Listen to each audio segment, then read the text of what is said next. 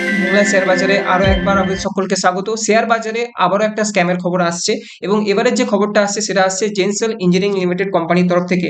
এই কোম্পানির যে শেয়ারটা আছে সেটা কিন্তু অলরেডি 90% ক্র্যাশ হয়ে গেছে।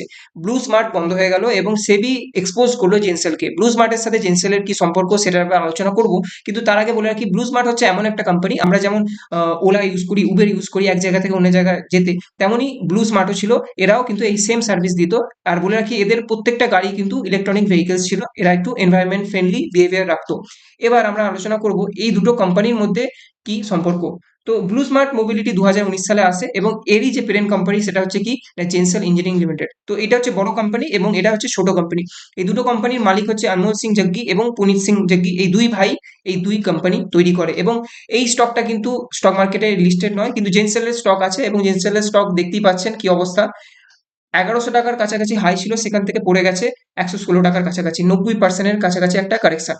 আচ্ছা, তো এবার আমরা টাইম লাইনটা একবার দেখে নেবো যে গত কয়েক বছরে এদের কেমন কি বিহেভিয়ার্স বা কি কি কাজ এরা করেছে। 2020-23 সালে জেনসেল 978 কোটি টাকা ধার নেয় গভর্নমেন্টের নানান প্রতিষ্ঠান থেকে, ইরেডা, পিএফসি আর ইসি লিমিটেডের কাছ থেকে। কেন ধার নেয়? তারা বলে যে আমরা নতুন 6400টি ইভি কিন্তু আনতে চলেছি, তো আমরা যেহেতু নতুন 6400টা ইভি কিনবো তো আমাদের টাকার প্রয়োজন, আপনারা হেল্প করুন এই 978 কোটি টাকার ধার দিয়ে। তো ঠিক আছে, এদের কথা ভেবে গভর্নমেন্ট এদেরকে 978 কোটি টাকা ধার দেয়।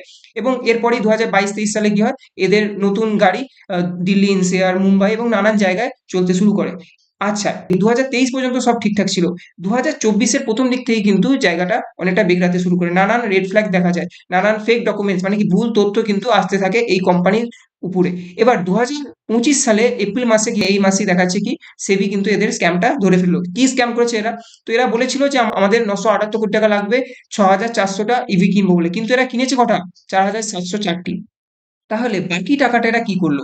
বাকি যে 262 কোটি টাকা বেঁচেছিল সেটা কি করেছে? তারা নিজেদের এনরিচমেন্ট মানে কি নিজেদের জন্য খরচ করে ফেলেছে। নতুন নতুন জায়গা কিনেছে, নতুন নতুন মানে ভিলা কিনেছে, নতুন নতুন দামি ফ্ল্যাট কিনেছে। তো সেইখানে কিন্তু 262 কোটি টাকা এরা স্ক্যাম করে ফেলেছে। কেন স্ক্যাম?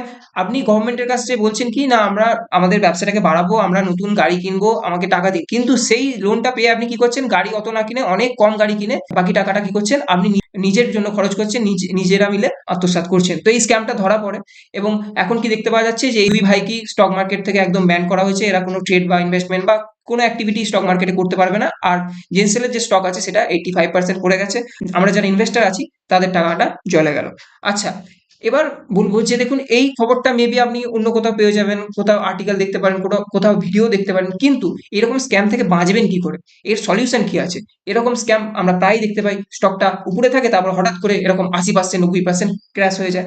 তো এইরকম স্ক্যাম থেকে বাঁচার জন্য আমার মনে হয় আপনাদের দুটো টিপস অবশ্যই ফলো রাখা উচিত। প্রথম টিপস কি আছে না, স্মল ক্যাপ কোম্পানিতে কখনোই আমাদের যে সম্পূর্ণ পোর্টফোলিও ইনভেস্টমেন্ট আছে, ধরা যাক আমার সম্পূর্ণ পোর্টফোলিও ইনভেস্টমেন্ট 1 লাখ টাকা, তো আমি কখনোই সেখানে 5% এর বেশি ইনভেস্ট করবো না। তাহলে কি না, কখনোই স্মল ক্যাপ কোম্পানিতে আমার যে টোটাল পোর্টফোলিও ইনভেস্টমেন্ট আছে তার 5% এর বেশি ইনভেস্ট করবো না।